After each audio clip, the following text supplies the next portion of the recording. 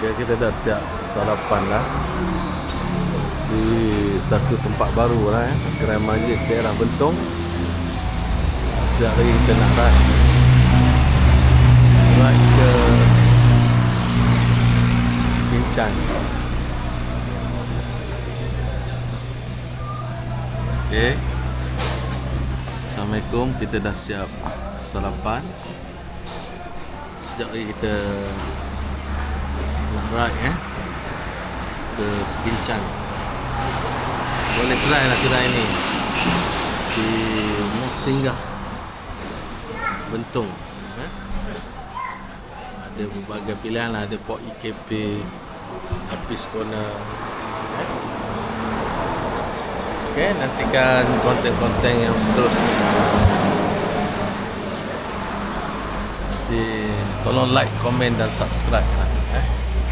Datanglah ke sini, ada berbagai pilihan. Tentang komen yang kata saya tiba-tiba ending tu, saya akan perbaiki lah. Saya akan perbaiki lagi. Itu juga kalau tiba-tiba berhenti, orang akan terkejut. Tolong like, komen dan share. Nantikan konten yang seterusnya. Jumpa lagi, bye.